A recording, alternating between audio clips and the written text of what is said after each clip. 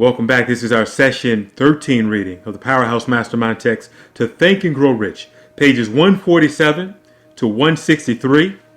And today's reading is The Mystery of Sex Transmutation, the 10th step towards riches. Let's do it. The meaning of the word transmute is, in simple language, the changing or transferring of one element or form of energy into another. The emotion of sex brings into being a state of mind. Because of ignorance on the subject, this state of mind is generally associated with the physical form of things. And because of improper influences to which most people have been subjected in acquiring their sexual education, things essentially physical in nature have highly biased their minds. The emotion of sex has back of it the possibility of three constructive potentialities. They are, number one, the perpetuation of mankind. Number two, the maintenance of health as a therapeutic agency. It has no equal. Number three, the transformation of mediocrity into what we like to call genius through transmutation. Sex transmutation is simple and easily explained. It means the switching of the mind from thoughts of physical expressions to thoughts of some other nature. Sex desire is the most powerful of human desires. When driven by the desire of sex, men develop keenness of imagination, courage, willpower, persistence, and creative ability unknown to them at all other times. So strong and impelling is the desire for sexual contact that men freely run the risk of losing their life and reputation to indulge in it. When harnessed and redirected along other lines, this motivating force maintains all of its attributes of keenness and imagination, courage, etc., which may be used as powerful creative forces in literature, art, or in other professions or callings, including, of course, the accumulation of riches. The transmutation of sex energy calls for the exercise of willpower, to be sure, but the reward is worth the effort. The desire for sexual expression is inborn and natural. The desire cannot and should not be submerged or eliminated, but it should be given an outlet through forms of expression which enrich the body, mind, and soul of man. If not given this form of outlet through transmutation, it will seek outlets through purely physical channels. A river may be dammed and its water controlled for a time, but eventually it will force an outlet. The same is true of the emotion of sex. It may be submerged and controlled for a time, but its very nature causes it to be ever seeking to seek some means of expression. If it is not transmuted into some creative effort, it will find a less worthy outlet. Fortunate indeed is the person who has discovered how to give the emotion of sex an outlet through some other form of creative effort. For he has, by that discovery, lifted himself to the status of what we call a genius. Scientific research has disclosed two significant facts. Number one, that men of greatest achievement are men with highly developed sex natures. Men who have learned the art of sex transmutation. And number two, that men who have accumulated great fortunes and achieved outstanding recognition in literature, art, industry, architecture, and other professions were motivated by the influence of a woman. Were primarily motivated by the influence of women. Often a single woman. The research from which these astounding discoveries were made went back through the pages of biography and history for more than 2,000 years. Wherever there was evidence available in connection with the lives of men and women of great achievement, it indicated most convincingly that they possessed highly developed sex natures. The emotion of sex is an irresistible force, against which there can be no such opposition as an immovable body. When driven by this emotion, men become gifted with a superpower for action. Understand this truth. and you will catch the significance of the statement that sex transmutation will lift one to the status of what we call genius. The emotion of sex contains the secret of creative ability.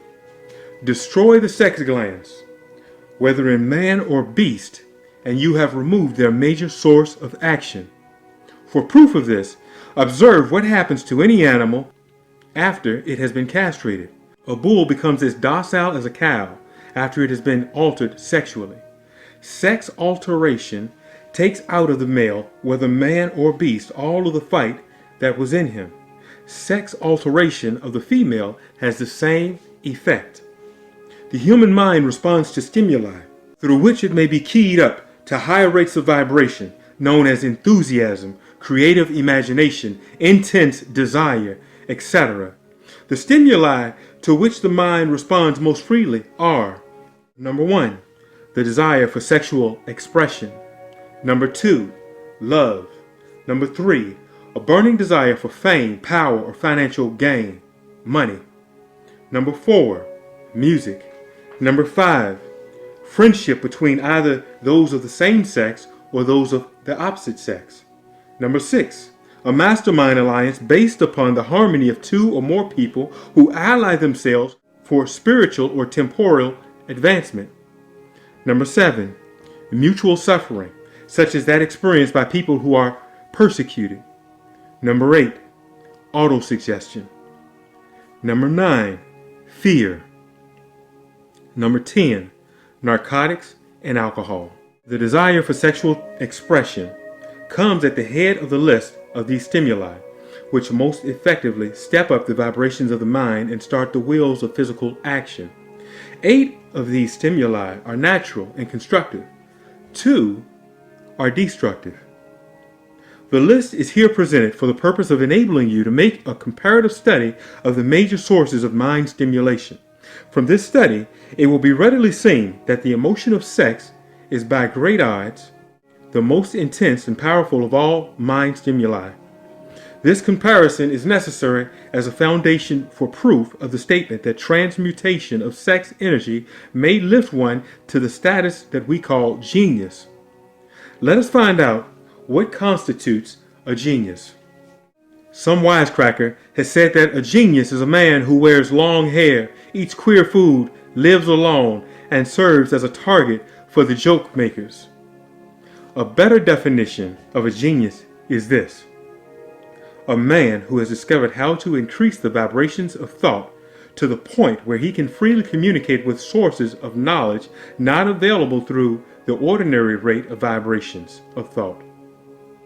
The person who thinks will want to ask some questions concerning this definition of genius. The first question will be, how may one communicate with sources of knowledge which are not available through the ordinary rate of vibration of thought? The next question will be, are there known sources of knowledge which are available only to the genius? And if so, what are these sources? And exactly how may they be reached? We shall offer proof of the soundness of some of the more important statements made in this book, or at least we shall offer evidence through which you may secure your own proof through experimentation. And in doing so, we shall answer both of these questions. Genius is developed through the sixth sense. The reality of a sixth sense has been fairly well established. This sixth sense is creative imagination. The faculty of creative imagination is one which the majority of people never use during an entire lifetime. And if used at all, it usually happens by mere accident. A relatively small number of people use with deliberation and purpose, forethought, the faculty of creative imagination. Those who use this faculty voluntarily and with understanding of its function are considered geniuses. The faculty of creative imagination is the direct link between the finite mind of man and the infinite intelligence or the infinite mind of the universe. All so-called revelations referred to in the realm of religion and all discoveries of basic or new principles in the field of invention take place through the faculty of creative imagination. When ideas or concepts flash into one's mind through what is popularly called a hunch, they come from one or more of the following sources. They come from either, number one, infinite intelligence, the infinite mind of God or the universe. Number two, one's subconscious mind, wherein is stored every sense impression and thought impulse whichever reached the brain through any of the five senses.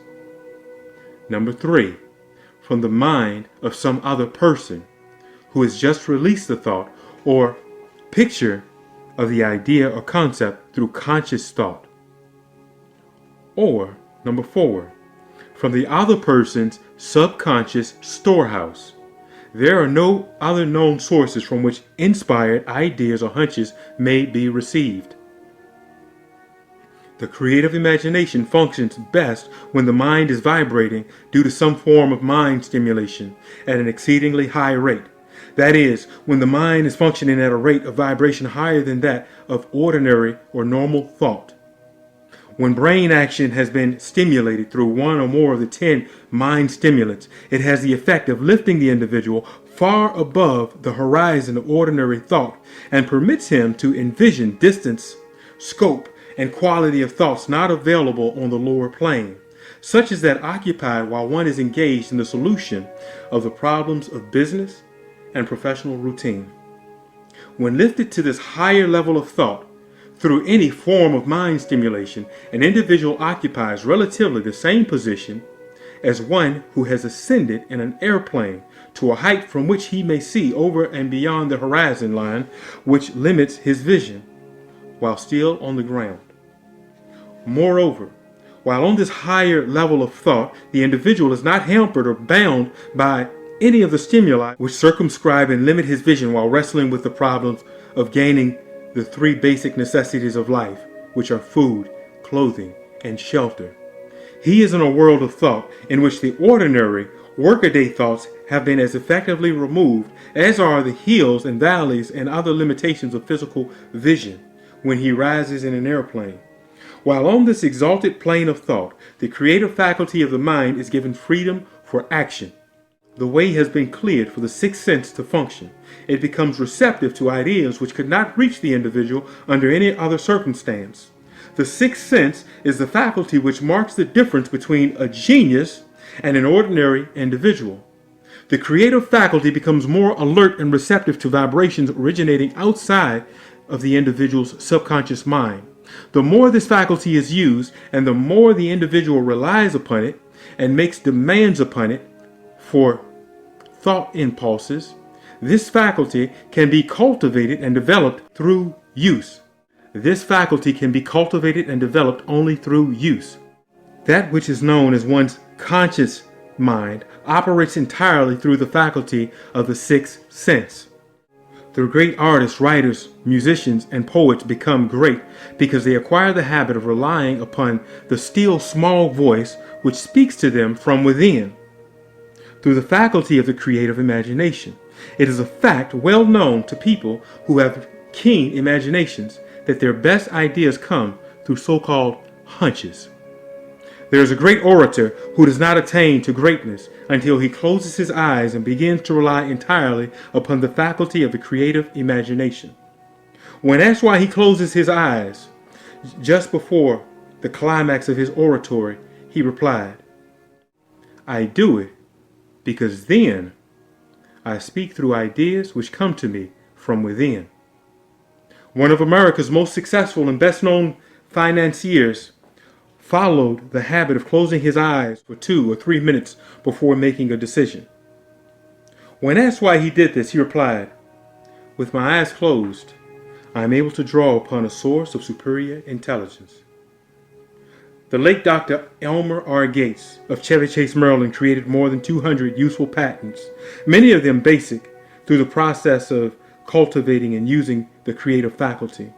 His method is both significant and interesting to one interested in attaining to the status of genius, in which category Dr. Gates unquestionably belonged. Dr. Gates was one of the really great, though less publicized scientists of the world. In his laboratory, he had what he called his personal communication room. It was practically soundproof and so arranged that all light could be shut out. It was equipped with a small table on which he kept a pad of writing paper. On the wall was an electric push button which controlled the lights. When Dr. Gates desired to draw upon the forces available to him through his creative imagination, he would go into his room, seat himself at the table, shut off the lights, and concentrate upon the known factors of the invention on which he was working, remaining in that position until ideas began to flash into his mind in connection with unknown factors of the invention. On one occasion, ideas came through so fast that he was forced to write for almost 3 hours. When the thoughts stopped flowing and he examined his notes, he found they contained a minute description of principles which had not a parallel among the known data of the scientific world. Moreover, the answer to his problem was intelligently presented in those notes. In this manner, Dr. Gates completed over 200 patents which had begun but not completed by half-baked brains. Evidence of the truth of this statement is in the United States Patent Office. Dr. Gates earned his living by sitting for ideas for individuals and corporations. Some of the largest corporations in America paid him substantial fees by the hour for sitting for ideas. The reasoning faculty is often faulty because it is largely guided by one's accumulated experience. Not all knowledge which one accumulates through experience is accurate. Ideas received through the creative faculty are much more reliable for the reason that they come from sources more reliable than any which are available to the reasoning faculty of the mind. The major difference between the genius and the ordinary crank inventor may be found in the fact that the genius works through his faculty of creative imagination, while the crank knows nothing of this faculty. The scientific inventor, such as Mr. Edison and Dr. Gates, makes use of both the synthetic and creative faculties of imagination. For example, the scientific inventor or genius begins an invention by organizing and combining the known ideas or principles accumulated through experience through the synthetic faculty, the reasoning faculty. If he finds this accumulated knowledge to be insufficient or for the completion of his invention, he then draws upon the sources of knowledge available to him through his creative faculty. The method by which he does this varies with the individual, but this is the sum and substance of his procedure. Part 1. He stimulates his mind so that it vibrates on a higher than average plane. Using one or more of the 10 mind stimulants or some other stimulant of his choice. Part 2. He concentrates upon the known factors, the finished part of his invention, and creates in his mind a perfect picture of unknown factors, the unfinished part of his invention. He holds this picture in his mind until it has been taken over by the subconscious mind. Then he relaxes by clearing his mind of all thought and waits for his answer to flash into his mind. Sometimes the results are both definite and immediate. At other times, the results are negative, depending upon the state of development of the sixth sense or creative faculty. Mr. Edison tried out more than 10,000 different combinations of ideas through the synthetic faculty of his imagination before he tuned in through the creative faculty and got the answers which perfected the incandescent light. His experience was similar when he produced the talking machine. There is plenty of reliable evidence that the faculty of creative imagination does exist. This evidence is available through accurate analysis of men who have become leaders in their respective callings without having had extensive educations.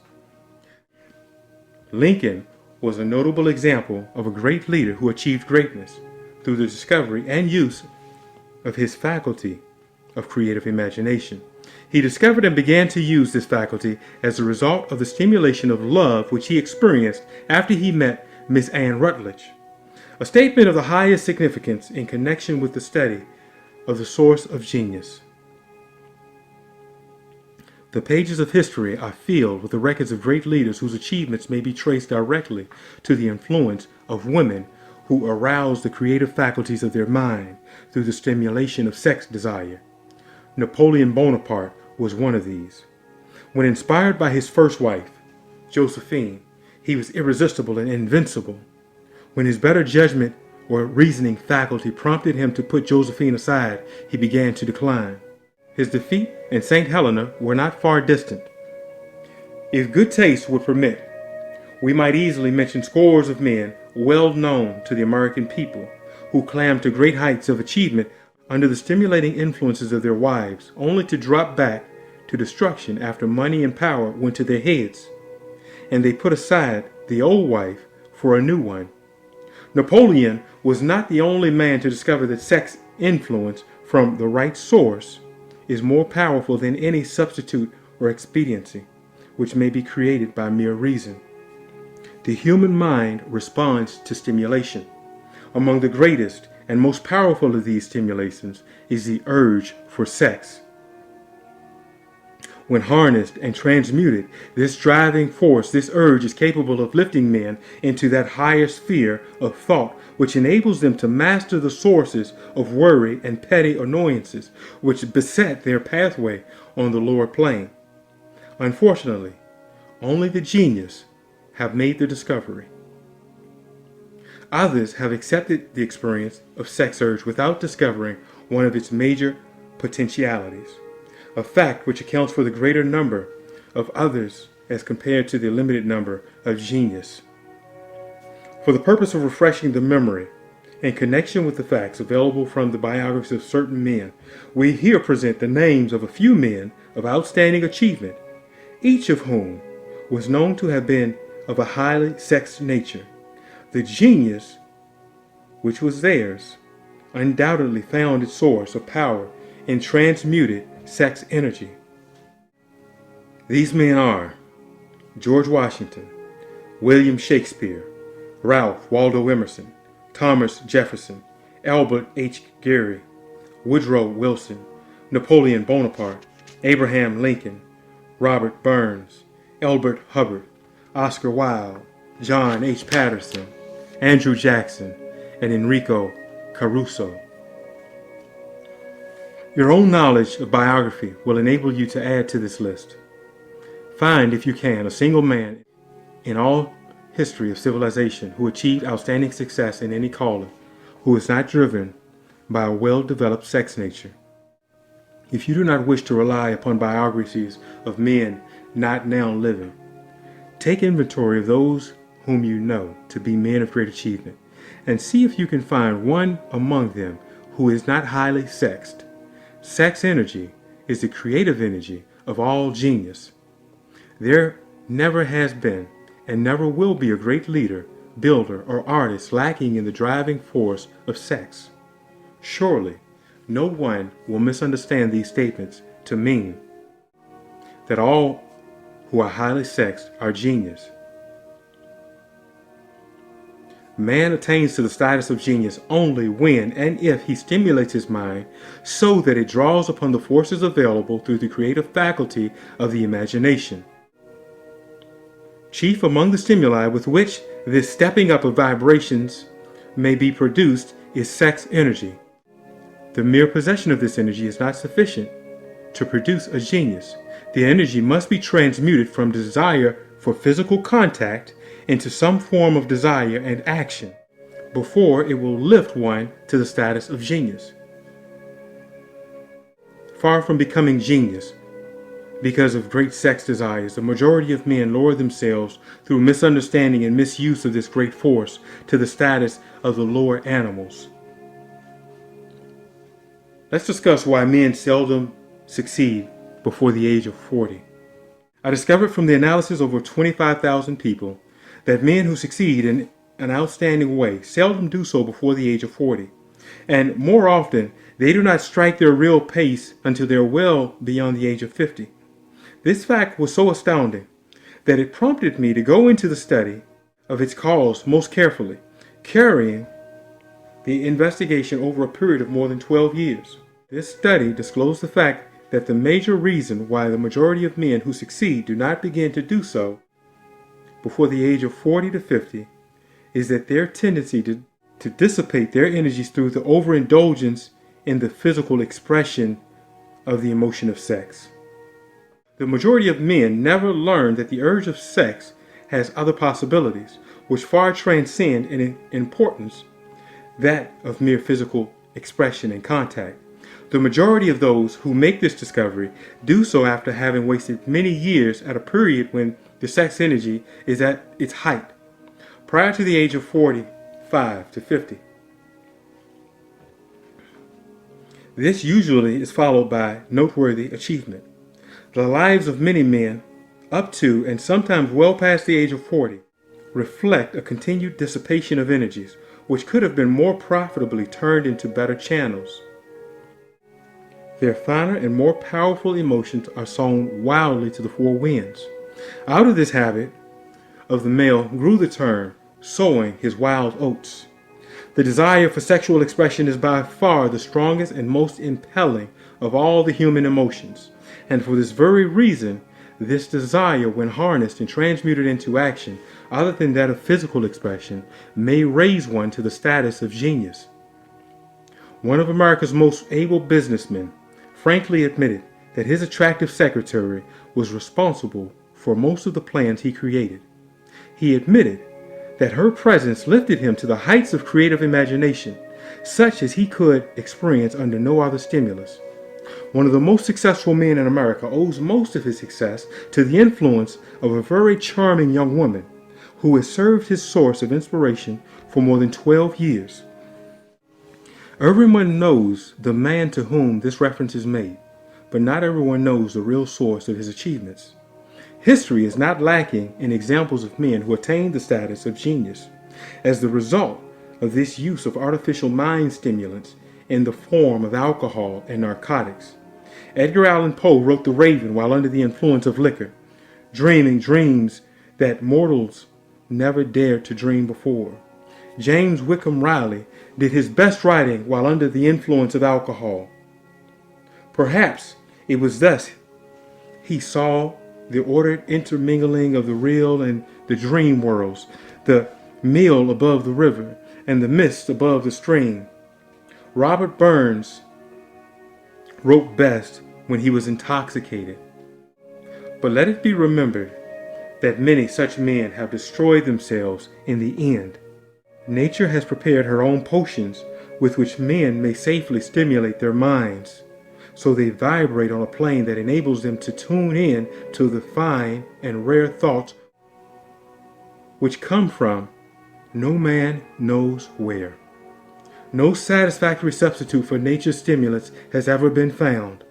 It is a fact well known to psychologists that there is a very close relationship between sexual desires and spiritual urges, a fact which accounts for the peculiar behavior of people who participate in the orgies known as religious revivals. Common among the primitive types, the world is ruled and the destiny of civilization is established by the human emotions.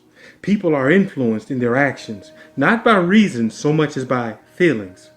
The creative faculty of the mind into action entirely by emotions and not by cold reason.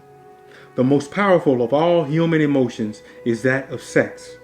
There are other mind stimulants, some of which have been listed, but no one of them, nor all of them combined, can equal the driving power of sexual desire. A mind stimulant is any influence which will either temporarily or permanently increase the vibrations of thought. The 10 major stimulants described are the most commonly resorted to. Through these sources, one may commune with infinite intelligence or enter at will into the storehouses of the subconscious mind, either one's own or that of another person, a procedure which is all there is of genius. A teacher who has trained and directed the efforts of more than 30,000 salespeople made the astounding discovery that highly sexed men are the most efficient salesmen. The explanation is that the factor of personality known as personal magnetism is nothing more nor less than sexual energy. Highly sexed people always have a plentiful supply of magnetism. Through cultivation and understanding, this vital force may be drawn upon and used to great advantage in the relationship between people. This energy may be communicated to others through the following media. Number 1, through the handshake. The touch of the hand indicates instantly the presence of magnetism or the lack of it. Number 2, the tone of voice. Magnetism or sex energy is the factor with which the voice may be colored or made musical and charming. Number 3, their posture and the carriage of their body. Highly sexed people move briskly and with grace and ease. Number 4, the vibrations of their thoughts. Highly sexed people mix the emotion of sex with their thoughts, or may do so at will, and in that way they may influence all those around them. Number 5, body adornment. People who are highly sexed are usually very careful about their personal appearance. They usually select clothing of a style becoming to their personality, physique, and complexion.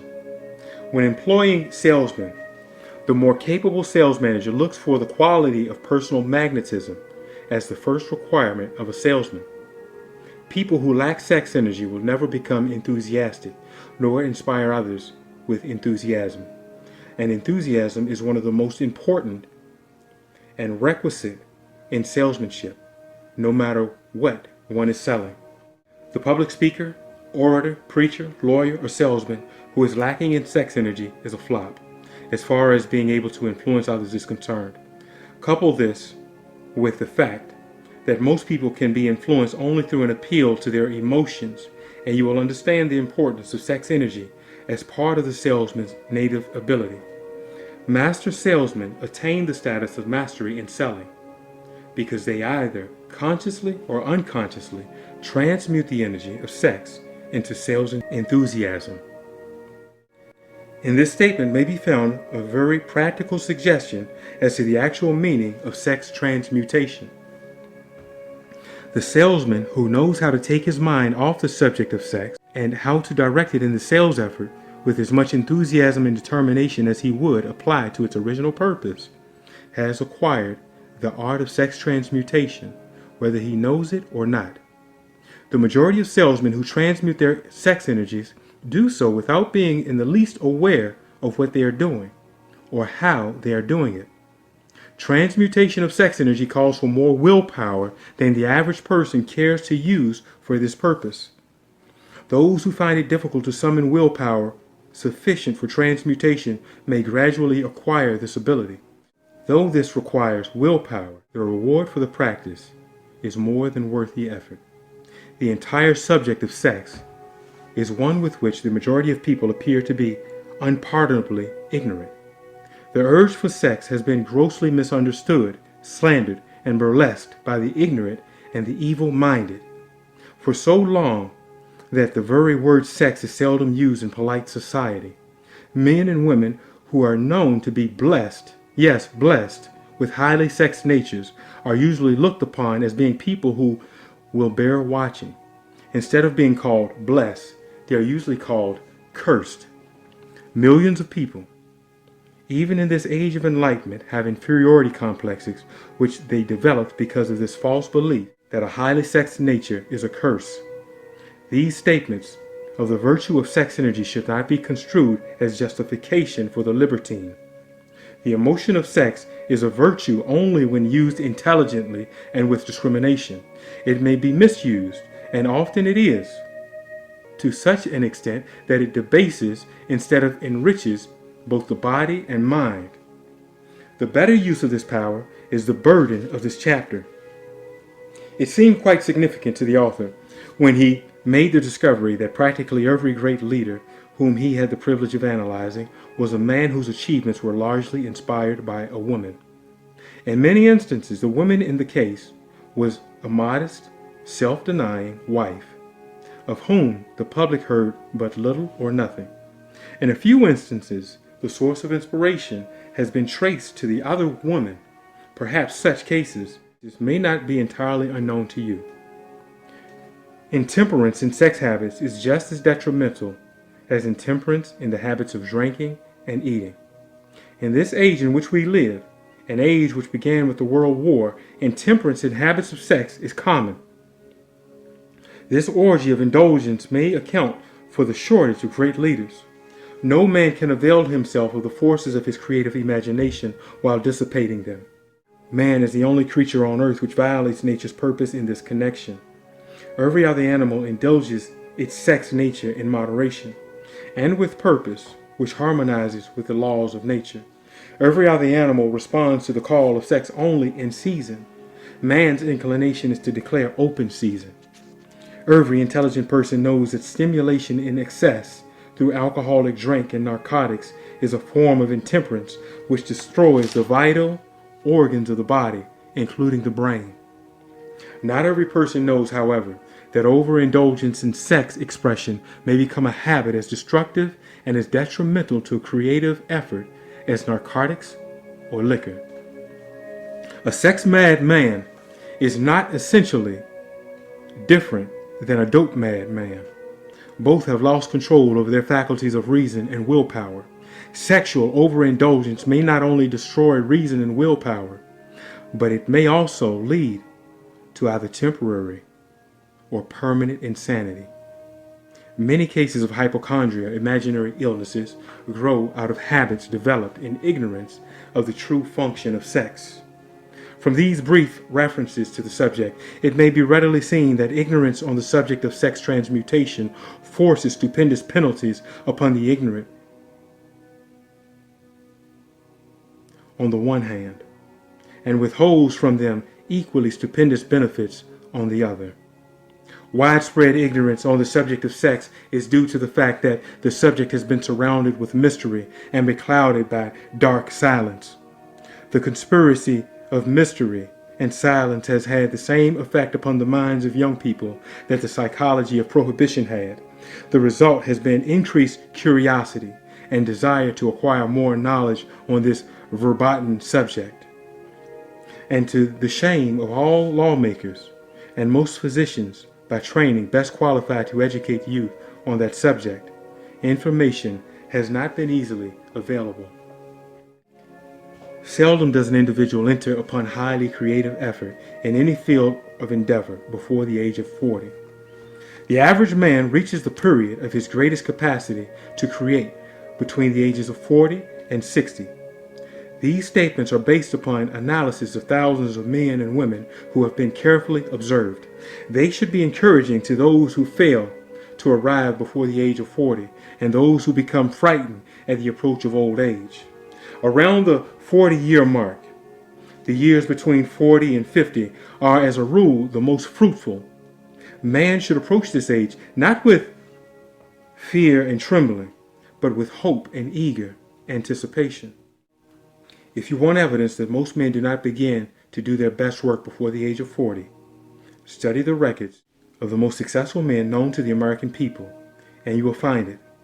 Henry Ford had not hit his pace of achievement until he had passed the age of 40. Andrew Carnegie was well past 40 before he began to reap the reward of his efforts. James J. Hill was still running a telegraph key at the age of 40. His stupendous achievements took place after that age. Biographies of American industrialists and financiers are filled with evidence that the period between the ages of 40 and 60 are the most productive age of man. Between the ages of 30 and 40, man begins to learn, if he ever learns, the art of sex transmutation. This discovery is generally accidental, and more often than otherwise, the man who makes it is totally unconscious of his discovery. He may observe that his power of achievement has increased around the age of 35 to 40, but in most cases, he is not familiar with the cause of this change. That nature begins to harmonize the emotions of love and sex in the individual between the ages of 30 and 40, so that he may draw upon these great forces and apply them jointly as stimuli to action. Sex alone is a mighty urge to action, but its forces are like a cyclone They are often uncontrollable. When the emotion of love begins to mix itself with the emotion of sex, the result is calmness of purpose, poise, accuracy of judgment, and balance. What person who has attained to the age of 40 is so unfortunate as to be unable to analyze these statements and to corroborate them by his own experience? When driven by his desire to please a woman based solely upon the emotion of sex, a man may be, and usually is, capable of great achievement, but his actions may be disorganized, distorted, and totally destructive. When driven by the desire to please a woman based upon the motive of sex alone, a man may steal, cheat, and even commit murder. But when the emotion of love is mixed with the emotion of sex, that same man will guide his actions with more sanity, balance, and reason. Criminologists have discovered that the most hardened criminals can be reformed through the influence of a woman's love. There is no record of a criminal having been reformed solely through the sex influence.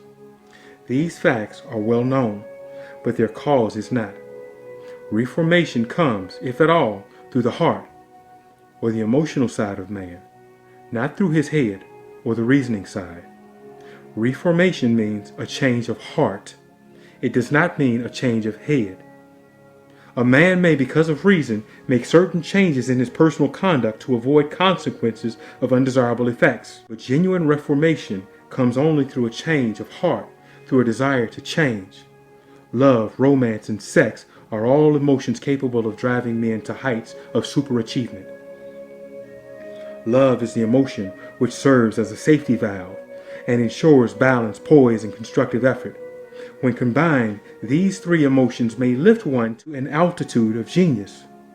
There are geniuses, however, who know but little of the emotion of love.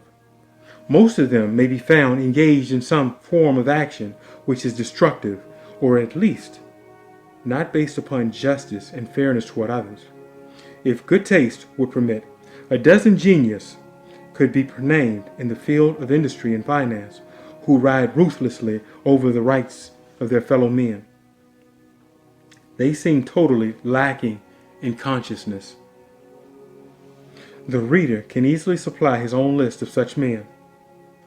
The emotions are states of mind. Nature has provided man with a chemistry of the mind which operates in a manner similar to the principles of chemistry of matter. It is a well-known fact that through the aid of chemistry, a chemist may create a deadly poison by mixing certain elements, none of which are in themselves harmful in their right proportions. The emotions may likewise be combined to create a deadly poison. The emotions of sex and jealousy, when mixed, may turn a person into an insane beast. The presence of any one or more of the destructive emotions in the human mind through the chemistry of the mind sets up a poison which may destroy one's sense of justice and fairness. In extreme cases, the presence of any combination of these emotions in the mind may destroy one's reason.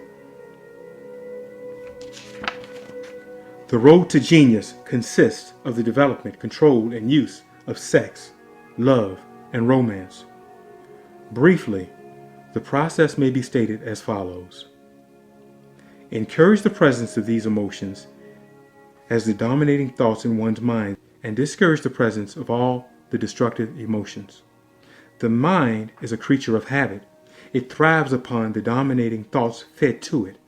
Through the faculty of willpower, one may discourage the presence of any emotion and encourage the presence of any other. Control of the mind through the power of will is not difficult. Control comes from persistence and habit. The secret of control lies in understanding the process of transmutation. When any negative emotion presents itself in one's mind, it can be transmuted into a positive or constructive emotion by the simple procedure of changing one's thoughts. There is no other road to genius other than through voluntary self-effort. A man may attain to great heights of financial or business achievement solely by the driving force of sex energy. But history is filled with evidence that he may, and usually does, carry with him certain traits of character which rob him of the ability to either hold or enjoy his fortune. This is worthy of analysis, thought, and meditation, for it states a truth, the knowledge of which may be helpful to women as well as men. Ignorance of this has cost thousands of people their privilege of happiness, even though they possessed riches. The emotions of love and sex leave their unmistakable marks upon the features. Moreover, these signs are so visible that all who wish may read them. The man who is driven by the storm of passion, based upon sex desire alone, plainly advertises that fact to the entire world by the expression of his eyes and the lines of his face. The emotion of love, when mixed with the emotion of sex, softens, modifies, and beautifies the facial expression. No character analysis is needed to tell you this. You may observe it for yourself. The emotion of love brings out and develops the artistic and the aesthetic nature of man. It leaves its impress upon one's very soul, even after the fire has been subdued by time and circumstances. Memory of love never pass. They linger, guide, and influence long after the source of stimulation has faded. There is nothing new in this. Every person who has been moved by the genuine love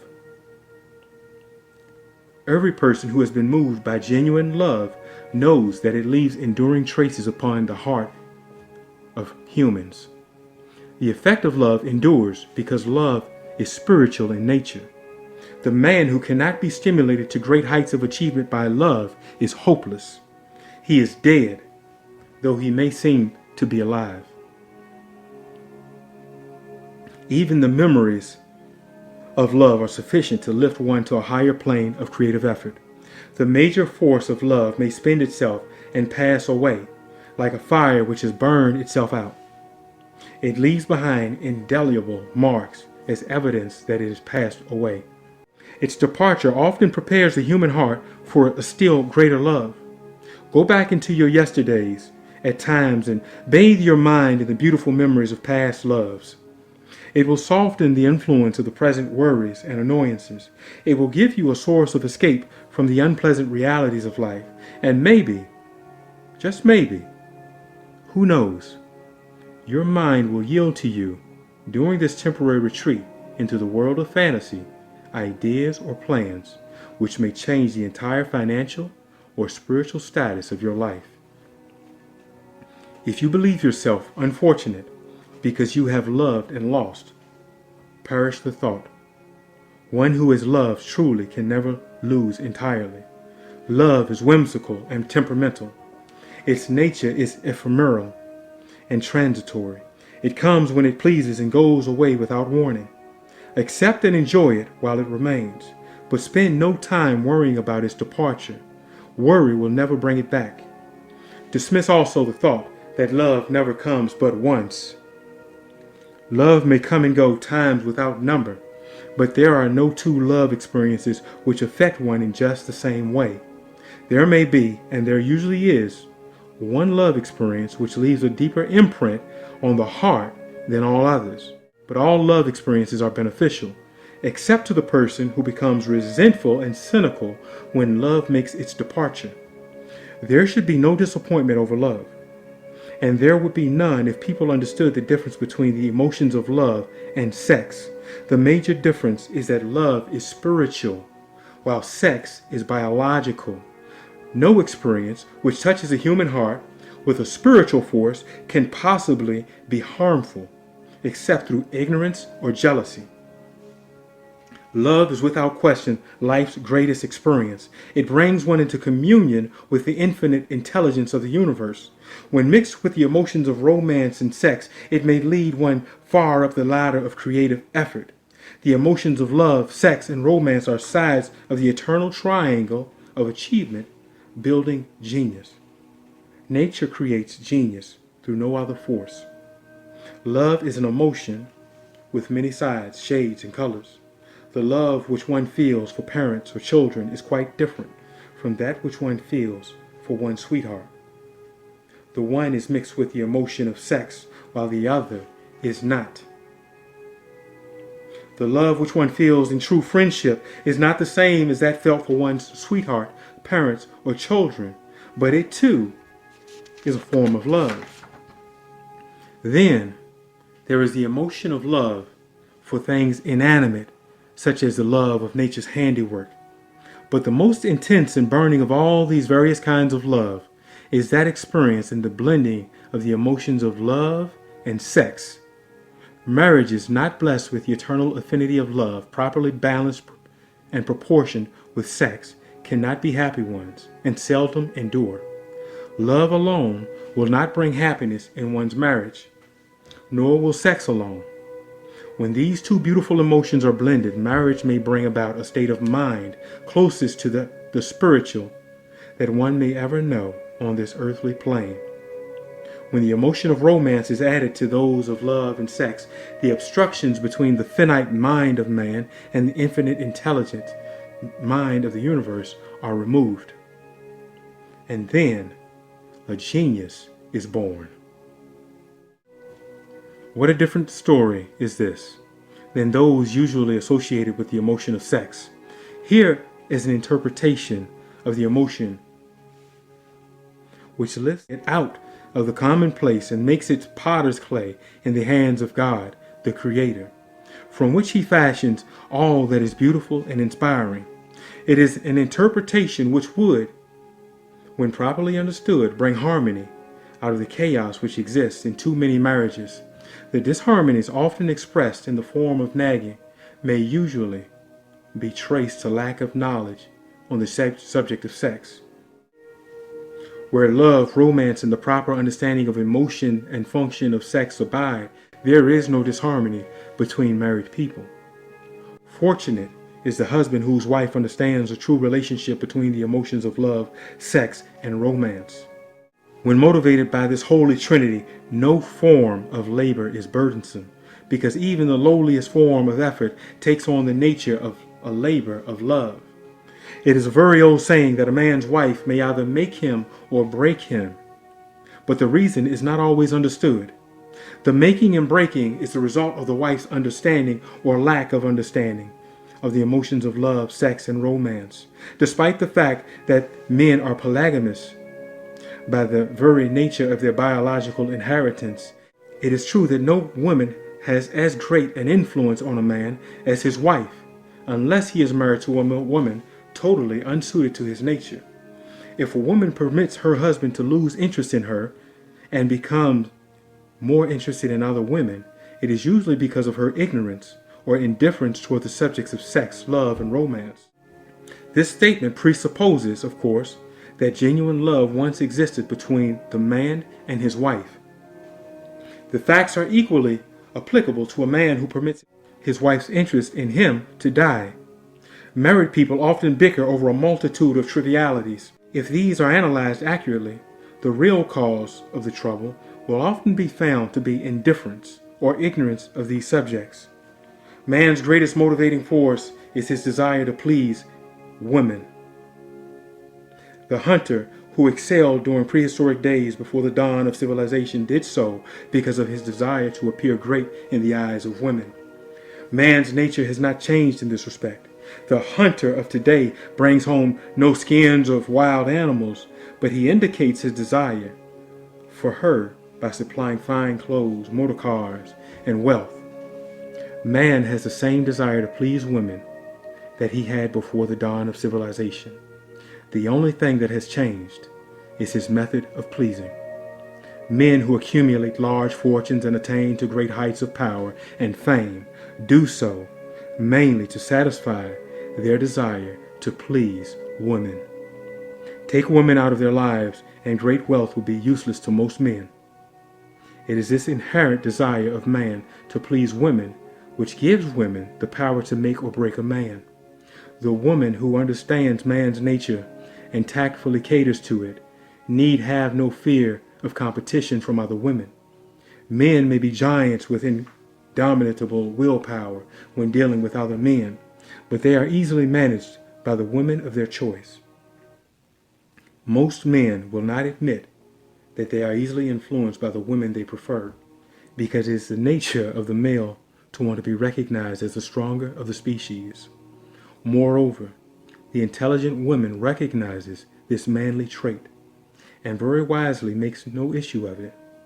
Some men know that they are being influenced by the women of their choice, their wives, their sweethearts, their mothers, their sisters, or daughters, but they tactfully refrain from rebelling against the influence because they are intelligent enough to know that no man is happy or complete without the modifying influence of the right woman. The man who does not recognize this important truth deprives himself of the power which is done more to help men achieve success than all other forces combined.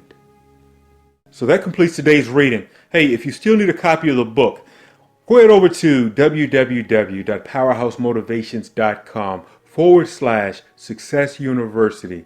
Get yourself a copy of the book. It's on sale for you right now. It's on sale. Get the PDF version. That way you don't have to wait. You can get the PDF version. You can print out the pages as you need. Hey, what I like to do is I print it out, punch some holes in it, and put it into a 3-ring binder. That way I can keep it. The pages are nice and large. I can write on the pages, take notes on the pages, and I'd recommend you go ahead and do the same thing. Go ahead over there right now to successuniversity.com. That's powerhousemotivations.com/Success University. That completes today's reading. So you can go ahead and turn this one off. Go ahead to the next video. The next video is available on the website. You got the link to it. If you're still looking for a link, you should be able to get to it at powerhousemotivations.com/The People's Coach. Again, that's powerhousemotivations.com/The People's Coach. If you're in the coaching program, then we'll make sure you have a link. If not, go ahead and get that. Go over there, get the book, and I'll see you on the next video. Let's read that together. If you're busy, I'll read it for you. Don't worry, you can listen to it as you go. I've got you covered. Talk to you later.